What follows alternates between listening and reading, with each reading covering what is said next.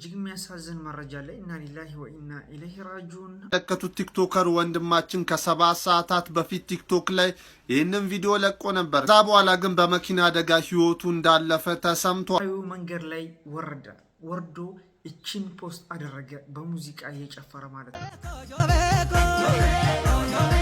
አዳማ ሳይደርስ ማለት ነው በ30 ምናምን ደቂቃ ውስጥ በዙ ቅጽበት ሞተ። ለካ ያለን ጊዜ አይደል ለመጣላት ለመዋደድ የማይበቃም ለካ አይደል ለጥላቻ ለጸብ ለፍቅር የማይበቃ ትንሽ ጊዜ ነው ለካ ያለን። በምስሉ ላይ የምትመለከቱት ተማሪ ካሊድ በሽር የኡምራ ሽልማት ተበረከተለት። ከዳሽ እመኝ ብለውኛል። አትደኝ ክርስቲያን ካልሆንሽ አትደኝም ብለውኛል። ለምን ይሄ ይሉኝ እኔ ትልቅ እዚህ በቃ በሲያትም ጨብኝ አልኳት። ወጥቼ በር ላይ ቁጭ አልኩ። ከዛ በሩን ዘጋችሁ፣ አንጭርስ ዘጋችሁ። ህፃናት የነበረው ሱብሃንአላህ፣ አላህ ይጨምርላት፣ አላህ የሁላችንን መጨረሻ ያሳምርልን። እኔ ቢያንስ ጀናዜን እንኳን የሚጠይቅ የለም።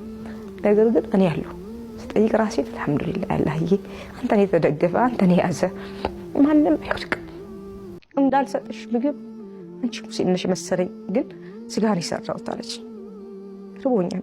فمن شرح الله صدره للإسلام فهو على نور من ربه. አህለን ወሰህለን ወመርሐመቱላሂ ሰላም አለይኩም ወራህመቱላሂ ወበረካቱ። ሰላም ድነት ከቦራቻና ለክተቶች ባላችሁበት የአላህ ሰላም ዝነት ረድኤት ቸርነት ኢንሻአላህ ዛሬም ከመገደ ተመለከታችሁ አነጋጋሪ የተወደዱ የተመረጡ እንዱ ደግሞ እስላማዊ ቪዲዮ አሉ። እጅግ የሚያሳዝን መረጃዎችም አሉ። ኢንሻአላህ ከእናንተ የሚጠብቀው ለቻናል አዲስ ከሆነ ሰብስክራይብ በማድረግ ነበር ቻናል ቀም ላይክ እያደረጋችሁ ሐሳብና አስተያየታችሁን ይስጣችሁ።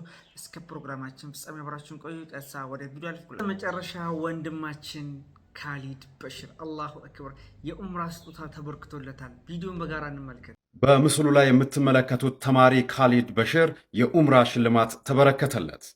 ይህ ተማሪ የ2017 የ12ኛ ክፍል መልቀቂያ ፈተናን በአገር አቀፍ ደረጃ ከ600 591 በማምጣት አንደኛ መሆኑ ይታወቃል። ይህንን ሽልማትም በሶሻል ሚዲያ በተለይ በፌስቡክ ተጽዕኖ ፈጣሪ ሆነው ሙራድ ታደሰ አንዳንድ ተከታዮችን ባወራው መሰረት ለኡምራ ይህንን ልጅ ብንልከውስ በሚል የተነሳው ሐሳብ እንደ ቀልድ 150 ሺህ ብር እንደተሰበሰበለትና ቀጣይ ቤተሰቦችን ሄደው እንደሚዘይሩ እንደሚጠይቁና ቤተሰቦችንም ለመጠየቅ አንዳንድ ወንድሞች ገንዘብ ካስገቡ በእነሱ አማካኝነት ሄደን እንጠይቃቸዋለን፣ ይህንን ብር ቀጥታ ለሱም እናስተላልፍለታለን ሲል በሶሻል ሚዲያ በተለይ በፌስቡክ ላይ ባጋራው ጽሑፍ ላይ ልመለከት ችያለሁ። ማሻአላህ አላሁ አክበር ማሻአላህ። እንግዲህ እንደ ኢትዮጵያ በነገራችን ላይ አንደኛ ነው የወጣው 600.591 በማምጣት እንግዲህ ቁጥር 1 ይሄ ወንድማችን ሆኗል ማለት ነው። በስተመጨረሻ ደግሞ ወንድም ሙራድ ባስተባበረው እንግዲህ አስተባባሪነት የኡምራ ስጦታ ተበርክቶለታል። ማሻአላህ እጅግ የሚያስደስት ነው። እንዲሁም ደግሞ በነገራችን ላይ ዱባይም በብሩክሊን ስቴት አማካኝነት ማለት ነው ዱባይን ሊጎበኝ ነው። ደስ ይላል። ከዚህም በላይ ይገባል። ኡምራ ሄዶ አይምሮም ማደስ አለበት። ከዚህም በላይ ትልቅ ደረጃ መድረስ አለበት ብያምናል። እዚህም አልፎ ደግሞ አሁንም ሙስሊም ተማሪዎች ላይ ተጽዕኖ እየተደረገ ነው። በተለይ በአማራ ክልል የግዕዝ ትምህርት ይማሩ እየተባሉ ማለት ነው ሙስሊሞችን ወደኋላ ለማስቀረት ትልቅ ጫና እየደረሰባቸው ስለሆነ ይህን ነገር በጋራ ልንቃወም ይገባል ለማለት እወዳለሁ። ዛሬ ቀብር ውስጥ እንግዲህ ያስደነገጠኝ ገጠመኝ ልንገራችሁ ይላል። ምንድን ነው የተፈጠረው? ዛሬ ቀብር ውስጥ ሆኜ ያስደነገጠኝ አንድ አስደንጋጭ ገጠመኝ ላካፍላችሁ። 10 ሰዓት አካባቢ ነበረ ጀናዛው የመጣ። ከመቅበራችን በፊት ገብታ ለህድኑ አስተካክል ተብዬ ገባሁ። ልክ ስጀምረው ዝናቡ ጀመረ። ዝናቡ ሲጀምር ደግሞ ከላይ ሸራ አለበሱኝ። ሸራ ሲያለብሱኝ ወላሂ በጣም ጨለመብኝ። በጣም ደነገጥኩኝ። እንዴ ይህ ሸራ ስለለበሰ በዚህ ልክ ከጨለመ ነገ ያ ሁላ አፈር አልብሰውኝ ቀባሪ ትዞኝ ሲሄድ ምን ይገጥመኛል የሚለው ነገር ለነፍሴ ፈራውላት። ወንድምና እህቶቼ ዛሬ እየሰራ ነው ያለው ስራ ለአኺራ ቤታችን ብርሃን ይሁነን ወይስ ጨለማ? ዛሬ ነው የሰው ልጅ ቀብሩ ኑርም ብርሃንም ጨለማም እንዲሆን ማድረግ የሚችለው። ዛሬ ሰው ስለ ቀብር ስለሞት ስለ አኺራ እንድታስታውሰው አይፈልግም። በዱንያ ላይ በጣም ቢዚ ሆኗል። ዱንያ ግን ያለውም የሌለውም ሞት ትቶት ይሄዳል። ሞት ግን እያንዳንዳችን ቤት ያንኳኳል። አላህ እንፍራ፣ ወደ አላህ እንመለስ። ይህ ጀናዛ ለመቅበር የመጣ ልጅ ነበረ፣ ጓደኛ፣ ቤተሰብ፣ የጎረቤት ብዙ ሰዎች ነበሩ። የማይከፈል መስዋዕት በዝና በጭቃውም እሱን አፈር አልብሰው ከስራው አገናኝቶ ትተውት ሄደዋል። ነገ እኛም ይሄው ነው የሚገጥመን። እነዛ ሰዎች ለምን ቀበሩት? አባት ልጁ ለማሳደግ ብዙ መስዋዕት ከፍሏል ነበር እንዴ? ልጅ አባቱን ለምን ትቶት ሄደ? ወንድምና እህቶቼ ወደ አላህ እንመለስ። ዛሬ የያዝናቸው ነገሮች አለን የምንላቸው ነገሮች ነገ ለአኺራ ቤታችን አይጠቅመንም። ቪዲዮ ከቻላችሁ ሼር፣ ኮፒ ሊንክ፣ ሪፖስት አድርጉ። ሰላም አለይኩም ወራህመቱላሂ ወበረካቱ። ወአለይኩም ሰላም ወራህመቱላሂ ወበረካቱ። ኢንሻአላህ በሰማነው የምንጠቀም ያድርገን። አላህ ሁላችንም ከቀብር ቅጣት ይጠብቀን። እንግዲህ ዛሬ ስራዎችን ነገ አኪራ ቤት ላይ የሚጠቅመንን ስራ እንስራ ለማለትም ነው። እንግዲህ ወንድሜ ያስተላለፈው መልእክት አስባችሁታል? ስንሆን ሲከደንብን እሱ ግን ሸራ ለተጋረደበት ዝናብ ለመጠለል ያሁሉ ጭንቀት እንግዲህ ጨንቆት ይህንን ምክርም ጭምር እንግዲህ መልእክት አስተላልፎልናል። ከዚሁ ጋር ተያይዞ እጅግ የሚያሳዝን መረጃ ላይ ኢና ሊላሂ ወኢና ኢለይሂ ራጂዑን አላህ ይጠብቀው ወጥቶ ከመቅረት። ከዚህ ቪዲዮ ብዙዎቻችን እንማርበታለን ብዬ ተስፋም አድርጋለሁ። ህይወት ዱንያ ማለት ይችናል። ሱብሃንአላህ ምንድነው የተፈጠረው? እጅግ ያሳዝናል። የምትመለከቱት ቲክቶከር ወንድማችን ከ7 ሰዓታት በፊት ቲክቶክ ላይ ይህንን ቪዲዮ ለቆ ነበር። ከዛ በኋላ ግን በመኪና አደጋ ህይወቱ እንዳለፈ ተሰምቷል። ህይወት እንግዲህ እንደዚህ ነች። ለቤተሰቡ መጽናናትን እመኛለሁ እና ስታሽከረክሩ ተጠንቀቁ ማለት ፈልጋለሁ። ነፍሲማ እጅግ የሚያሳዝን መረጃ ነው የተሰማው። ኢና ሊላሂ ወኢና ኢለይሂ ራጂዑን ሁላችንም አላህ ይጠብቀው ወጥቶ ከመቅረት። ምንድነው የተፈጠረው? ልንገራችሁ፣ ላስረዳችሁ። ከቢሾፍቱ ወደ አዳማ ሲሄድ እያለ ይህ ወንድማችን ኢብሳ ጉተማ ይባላል። በነገራችን ላይ በቲክቶክ ስሙ ማለት ነው፣ ቲክቶከር ነው። ከዛም በኋላ እዚህ ሃይዌ መንገድ ላይ ወርዶ እቺን ፖስት አደረገ፣ በሙዚቃ እየጨፈረ ማለት ነው። በዚህ መልኩ እንደሰማችሁት ሰምታችኋል። ትንሽ ላስቀንጭባችሁ ብዬ ነው። በሙዚቃ በዚህ መልኩ እየጨፈረ ቪዲዮ ለቀቀ። ነገር ግን አዳማ ሳይደርስ ማለት ነው በ30 ምናምን ደቂቃ ውስጥ በዚሁ ቅጽበት ይህ አደጋ ተፈጠረ። ኢና ሊላሂ ወኢና ኢለይሂ ራጂዑን። በዚህ መልኩ ምስሉ እንደምትመለከቱት መኪናው ድቅቅ ብሏል። የራሱ መኪና ነው። ወደ አዳማ ሲሄድ ነበረ። አዳማ ላይ እዚያ ሃይዌ ላይ ፖስት አደረገ፣ ቪዲዮ ወርዶ ለቀቀ። በዚሁ ቅጽበት ሞተ። ሱብሃንአላህ ህይወት በየትኛው ቅጽበት እንደምንሞት አናውቅም። የማይቀረው አኪራ ሄደ፣ አላህን ተገናኘ። ሱብሃንአላህ። እና በዚሁ አጋጣሚ ወንድም እህቶች መኪና የምታሽከረክሩም ሁላችሁ ማለት ነው ጭምር ቲክቶክ ላይ በተለይ የምንለቀውን ቪዲዮ ልናውቅ ይገባል። ነገ አኪራ ቤታችን ላይ ማያስጠይቀ መሆን አለበት። ይህን ቪዲዮ ማንም ያጠፋለን። አላህ የጀነተል ፊርደውስ ያድርገው፣ ወንጀሉን ያብስለት። እና በተለይ መኪና ስናሽከረክር ሙዚቃ ከፍተን እንሄዳለን፣ አብረን እየጨፈርን ብዙ ተግባራቶች እያደረግን የምንሄድ ሰዎች አለን።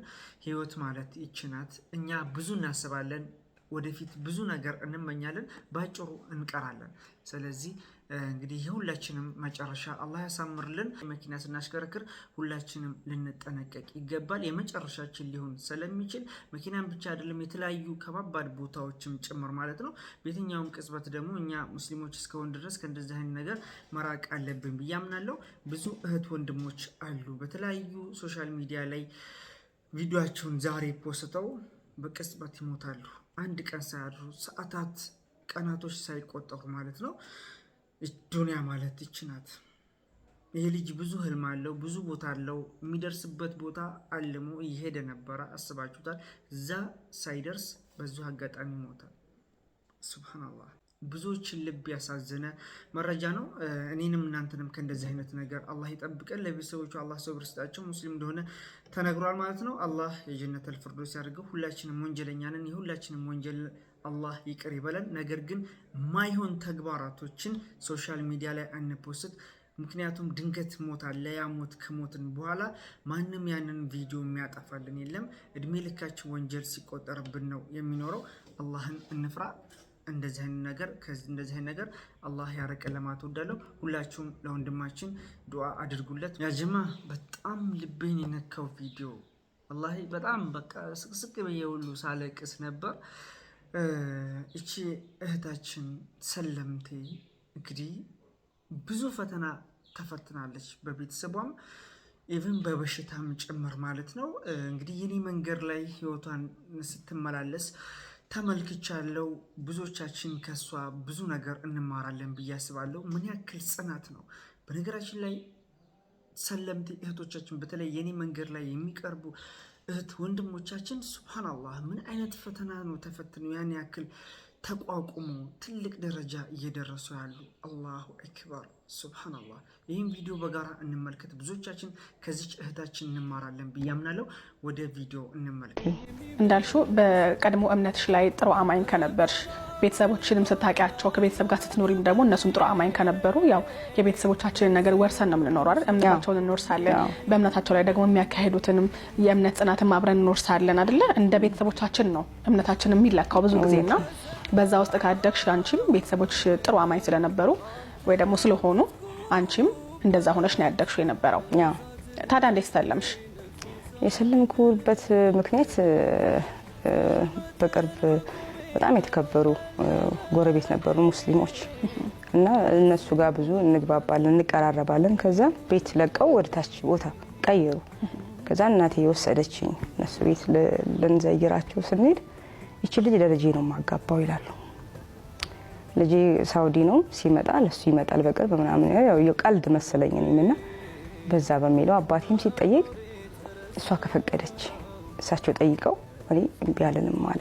ከዛ ልጁ መጣ ከሳውዲ መጣ አወራን ምናምን ያለውን ነገር አላህ ማን ነው የሚለውን ስትገቢ ተወጃለሽ ምናምን ያለውን በቃ ነገረኝ አስረዳኝ። ሲያስረዳኝ እንዴት ነው ስራም ቤተሰቦች አባቴ አግኝቶ ያጣ ነበርና እኔ እንትን ማለት ፈልጋለሁ በቃ መስራት እነሱን የሆነ መደገፍ ምናምን ፈልጋለሁ። ትንሽ ሴት ነኝ ከፍ ያልኩትና በዛኔ እንግዲህ ስጠይቀው እሱንም ስራ መስራት ትችያለሽ ቤታቸውን ፊት ለፊት ነበረ ትችያለሽ ሁሉንም ምናምን ብሎ በቃ ሁሉ ነገር አመቻችልኝ። ቀሽ አልኩኝ ተፈቀደ። ኒካ ታሰረልኝ ቤት እንደም ጎረቤቶች ምናምን ስንዘገይ በቃ አባቷ የምን እስልምና ነው ብሎ ነው የሚሆነው እያሉ ያሹብኝ ሁሉ ነበርና ብዙም ያን ያህል ለምነቱ አልነበረኝም። ያወቅኩት ስኖር ነው። ስለዚህ ሰልመሽ ነው ያገባሽው? ሰልሜ ሻሃዳ ወስጄ ኒካ ታሰረ እዛው አባቴ ቤት። አባትሽ ፈቀዱ? እምነቱን አልተቃወሙ? ተቃወመኝም። ከፈቀደች አለ ሄድኩ ገባው።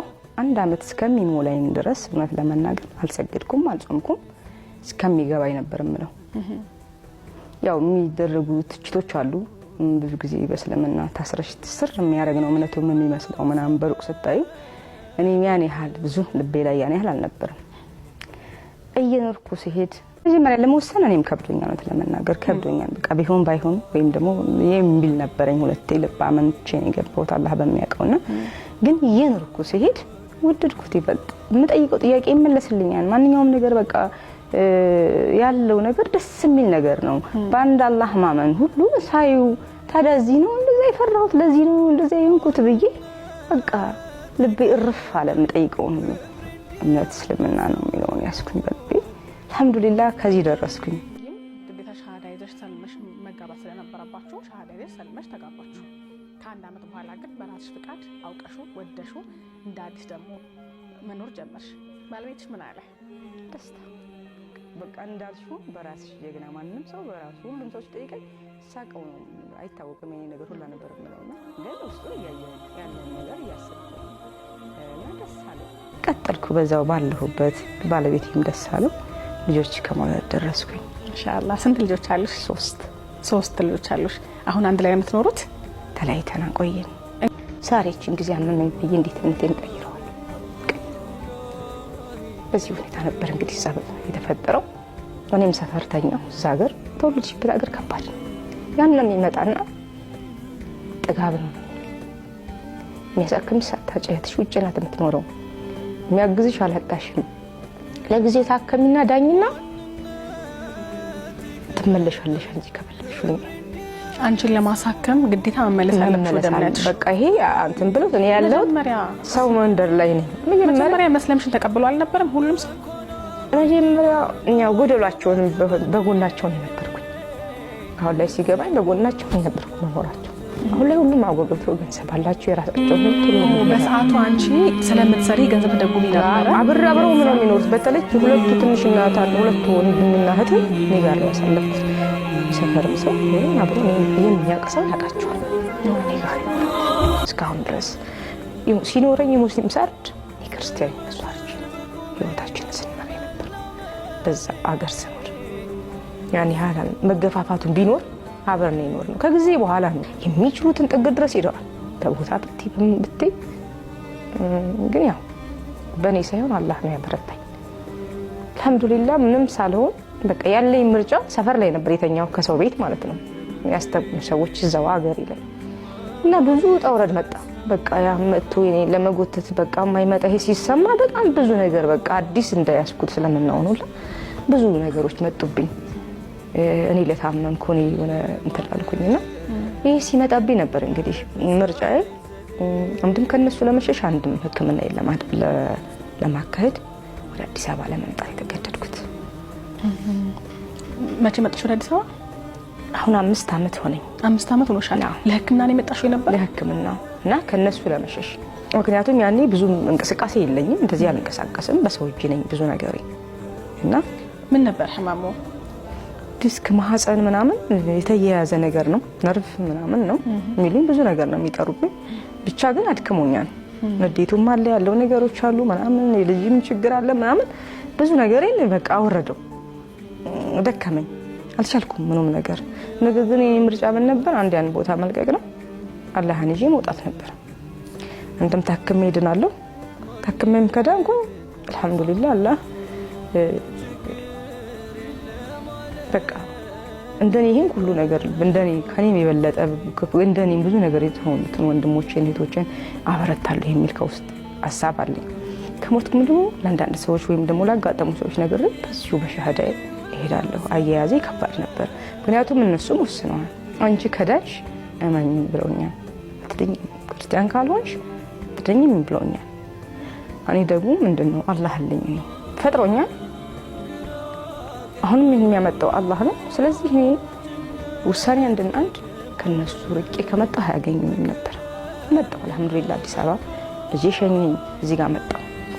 ስመጣ ግን መሄድበትን እንኳን አላውቅም ምንም አላውቅም። ያኔ ነበር እንግዲህ ልጄ እናቴ የት ነው የምታርፊው አለኝ መሀል ላይ ደውል አላውቅም የት እንደማርፍ ስለው እሱ የአባቱ ወንድም ነበር ሰንዳፋ የሚኖርና ለሱ ደወለለት እነሱ ተቀበሉኝ።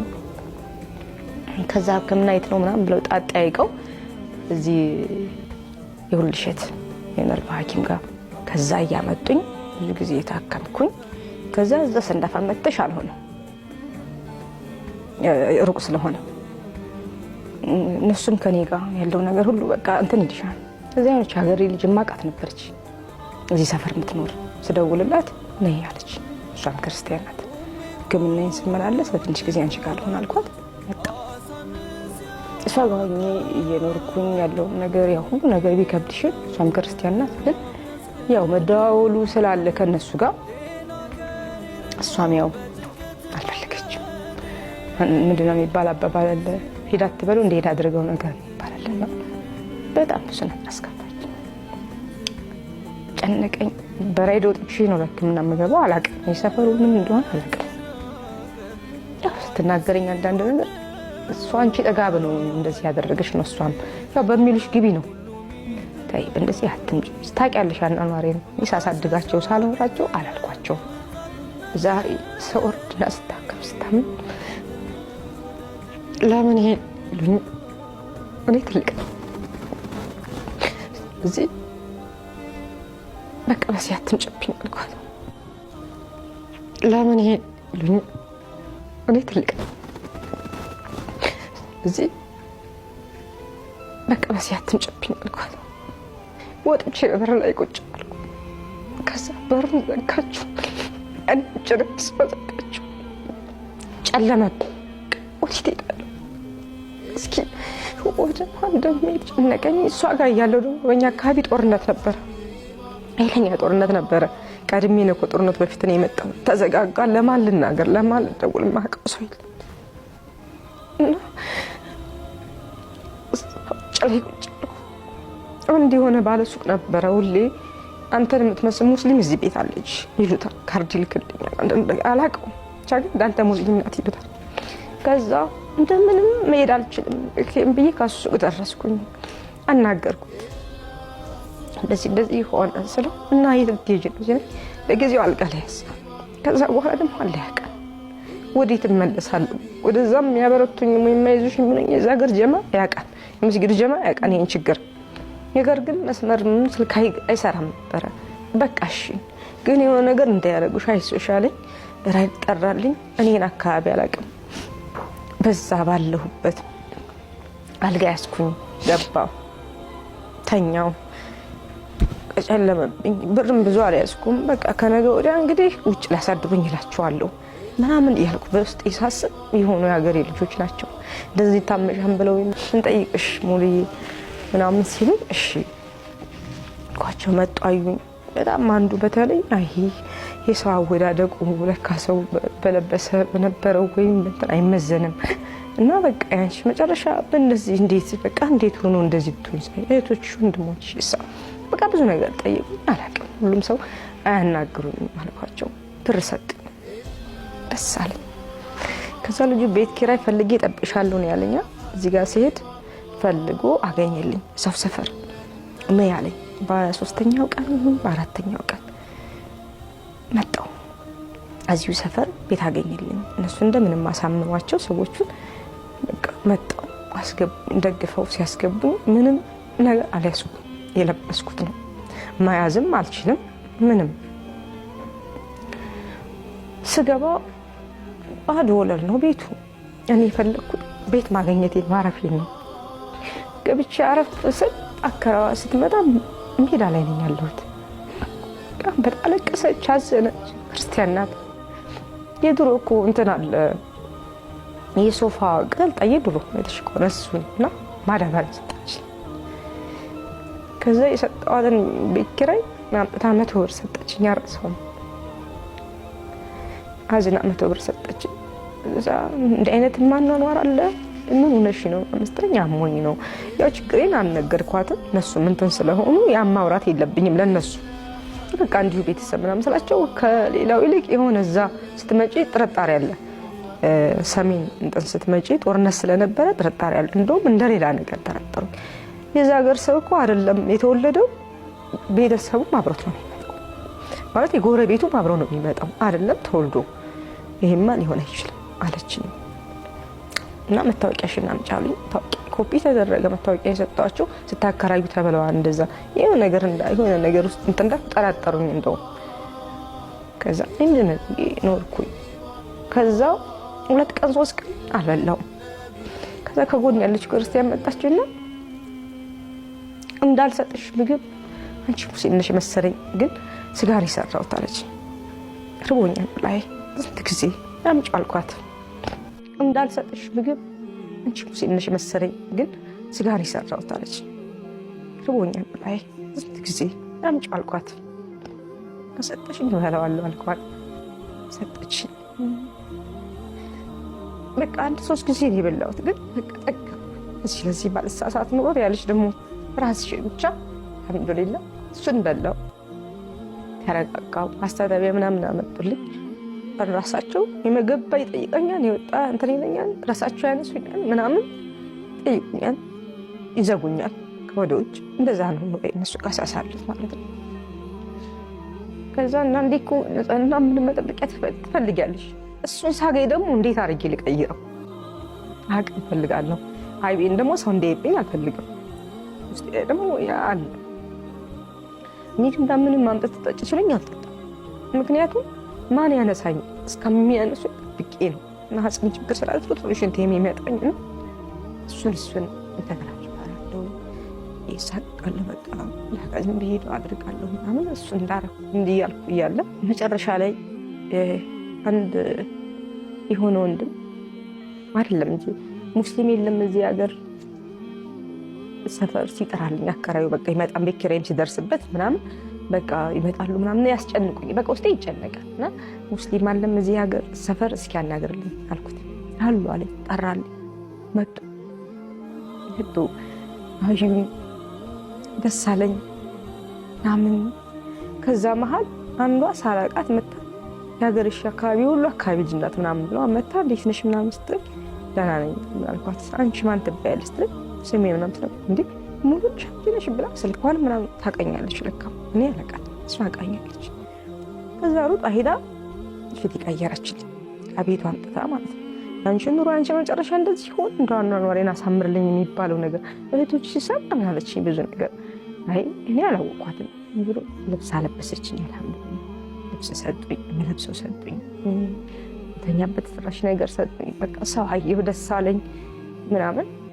ከዛ መጨረሻ አንድ ሰርጀሪ አንዳንድ እህቶች ወንድሞች የሚያቆኝ ሀገር ልጆች ምናምን እነዛ ልጆች አይተው ሄደው ይል ላኩልኝ። አንድ ሰርጀሪ ማህፀን ይሰራ ተባለ። ተሰራው። እሱን ተሰርቼ ማን ነው አስታማሚሽ ይሉኛል። ማንም የለኝም አላህ ብቻ ነው። ፈርማለሁ እገባለሁ። ተሰራው። ሰርቼ ስወጣ ግን ከኔ ጋር የነበሩ ብዙ ይሞታሉ። ሰው ያላቸው አብረው የኖሩ በጣም ብዙ ነገር እንትን የሚላቸው እኔ ቢያንስ ጀናዜን እንኳን የሚጠይቅ የለም። ነገር ግን እኔ ያለሁ ጠይቅ ራሴ አልሐምዱሊላህ አላህዬ አንተን የተደገፈ አንተን የያዘ ማንም አይወድቅ። በመገፋት ጥግ ቢሆን በሆነ ነገር ቢሆን እኔ እስካሁን የለም። ወጥቼ መጣሁ። እዛ ቤት ገባሁ። ተመልሼ ገባሁ።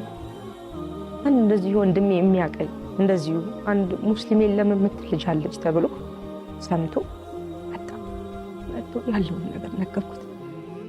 አልሐምዱሊላህ አላህ ይስጠው በኪራይ ከፈለልኝ። በቃ እንዳልቸገር ያለውን ነገር እኔን ጠይቁኝ ምናምን አላቸው። እሷን አታስቸግሩ አላላቸው። ይሄን ሰው አለኝ እንዴ ቢሆን ውስጤ ርፍ ደግሞ እዛ ሀገር ስትኖሪ በጣም ከሰው ጋር አብረሽ ነው የምትኖሪው። እንደዚህ ደግሞ ውጭ እንደዚህ ስራ የምንሰራ ሰዎች ከሰው ጋር በጣም እንትን እንላለን። ሰው ይርባል ለካ። እኔ አላወቅኩትም። ልጆቼንም ምን ተነጥዬ የመጀመሪያ ጊዜ ነው ስወጣ እሱ ነገር ሆንኩኝ። አልሐምዱሊላህ እንደዛ ሲሆን ቢያንስ ጀናዜን እንኳን የሚጠይቅ የለም። ነገር ግን እኔ ያለሁ ስጠይቅ ራሴ አልሐምዱሊላህ አላህዬ አንተን የተደገፈ አንተን የያዘ ማንም አይወድቅ። በመገፋት ጥግ ቢሆን በሆነ ነገር ቢሆን እኔ እስካሁን የለም። ተረፍ ወጥቼ መጣሁ። እዛ ቤት ገባሁ። ተመልሼ ገባሁ። አንድ እንደዚሁ ወንድሜ የሚያቀኝ እንደዚሁ አንድ ሙስሊም የለም የምትል ልጅ አለች ተብሎ ሰምቶ መጥቶ ያለውን ነገር ነገርኩት። አልሐምዱሊላህ አላህ ይስጠው በኪራይ ከፈለልኝ። በቃ እንዳልቸገር ያለውን ነገር እኔን ጠይቁኝ ምናምን አላቸው። እሷን አታስቸግሩ አላላቸው። ይሄን ሰው አለኝ እንዴ ቢሆን ውስጤ ርፍ ደግሞ እዛ ሀገር ስትኖሪ በጣም ከሰው ጋር አብረሽ ነው የምትኖሪው። እንደዚህ ደግሞ ውጭ እንደዚህ ስራ የምንሰራ ሰዎች ከሰው ጋር በጣም እንትን እንላለን። ሰው ይርባል ለካ። እኔ አላወቅኩትም። ልጆቼንም ምን ተነጥዬ የመጀመሪያ ጊዜ ነው ስወጣ እሱ ነገር ሆንኩኝ። አልሐምዱሊላህ እንደዛ ስቀጥል አንድ ጊዜ እንደው ቲክቶክ ላይ እንደዚህ ግብት ስል አቡ ሀይደር መኪና እንትን ምናምን የሚባል ተለቆ ነበረ። ቁጥሩን አገኘሁት። እኔ ታመም እንደዚህ ነው አልኩት። ነው የት ነው ያለሽው? አንድ ጊዜ ቦታ ስለማላቅ ወጥቼ በእንትን ነው በሬድ የምመጣው አላቅም ስለማላቅ ደርሶ አጥቶኝ ተመለሰ። ሁለተኛ ግን አንድ ወንድማችን ነጋ መጥቶ ዘይረኝ ሰጠኝ። እንደውም አንድ ፎጣ አሁን የምለብሳት በሱ ነው የገዛዋት። ደስ አለኝ። በቃ እንደ አይነት ትልቅ ሰው መጥቶ ያየኛል ብዬ አልጠበቅኩም። መጥቶ ሲያየኝ ደስ አለኝ። ልክ አባቴ ተነስቶ እንዳየሁት የሆነ በቃ እንጃ ውስጥሽ ሰው እንዴት ነው ሲርብሽ። ከዛ እሱ መጥቶ ያየኛል ብዬ አይዞሽ አለኝ። ብር ሰጥቶኝ ሄደ። በዛ እንደው መመለብሰው ብር ድረስ አሁን ድረስ አለችና አላህ ያቆየው። አላህ ኪራውን ያሳምርለት። እውነት ለመናገር በጣም ጥሩ ሰው ነው። መጥቶ አይዞሽ አለኝ። ባይን ጠረገልኝ። ያለውን ነገር ሰጥቶኝ ሄደ። በሱ ተጽናንቼ አሁንም ስኖር አሁንም ያንን ቤት ልቀቂ ተባልኩ። ጨነቀኝ። ወዴት ልሂድ? ስቃዩ አሁንም አለ። ሰርጀሪውንም ብሰራ አሁንም አለ። ይሄ ቤት ተፈለገ። አሁን ያለሁበት ቤት እዛ ቤት ገባው። እንደሱ ነገር ነው ፊት ለፊቱ። እዛ ቤት ገባው። አስገቡኝ። አልሐምዱሊላህ እዛ እየኖርኩ ደግሞ አሁንም የሚያቀኝ ስለሌለ ብዙ ጊዜ ተቸገርኩ። ገባው፣ ተዘጋው። ምንም ማድረገው ነገር የለኝም። ብዙ ሰው ያየኛል ምንድነው እያሉ ማለት ነው። የሆነች ባለ ሱቅ ጸጉር ቤት የምትሰራ ልጅ ነበረች፣ ሙስሊም ናት። ከዛ ለጊዜ አንኳኩታ መጣች። ገብተች እኛና ግራይችኛ ዘነች፣ አለቀሰች። እኔ እኮ ሰው ያለች ብስሉ አይወጣም እንዴ ሰው ላለው እቺ ነው እንዴ ጎረቤት አይወጣም እላለሁ። እኔ ነገርኳት ያለውን ነገር ችግሬ እንደዚህ መምለው አልነሳም። ያኔ መንቀሳቀሳት ነው በራሴ ያው አንዳንዴ ይለቀኛል፣ አንዳንዴ ደግሞ ይዘኛል። መገለበጥም ያቅተኛል። ያኔ ግን ብዙም አልነበርኩም። ከበፊቱ ቁስሉም ብዙም አልዳነም ነበረ። ማህፀኔን ለማዳን ስተኛ ዲስክ አይፈልግም፣ አንገቴ ማረፍ አይፈልግም። እሱ ስቃይ አለና በጣም ይብስብኛል እንደዚህ ስተኛ ተንጋልዬ እና እዛ ቤት ነበርኩ። መጣች አይዞሽ አለች። ለአንዳንድ ወንድሞች እህቶች አሁንም ነገረችልኝ። ሙስሊሞች ወንድሞች መጡ አዩኝ፣ አይዞሽ አሉኝ። አሁንም ለናሙና ተብሎ አንድ እግሬ ሰርጀሪ እንድደረግ አሁንም ታዘዝኩኝ። አሁንም ሁለተኛ አሁንም እዛ ቤት ሆኜ ሰርጀሪ ያደረኩ። መንቀሳቀስ አልችልም፣ ምን አልችልም። ትመጣና ጠዋት አጸዳድታኝ ወንበር ታመጣልኛለች ምናምን ቆልፋኝ ትጣለች። ማታም እንደዛው ቁልፍ ከወደ ውስጥ ትልኛለች። ለሊቱ አይነጋ በጣም ነው የሚከብደው። ለሊቱ የሰው ድምጽ እስከምታይ ድረስ በጣም ነው የሚከብድሽ። ትመጣለች ከፍታኛ አሁንም አጸዳድታኝ ምናምን አይዞሽ ብላ አስተካከለኝ። እንደዚህ ማስተካከለኝ እንደዚህ አይመቸኝም።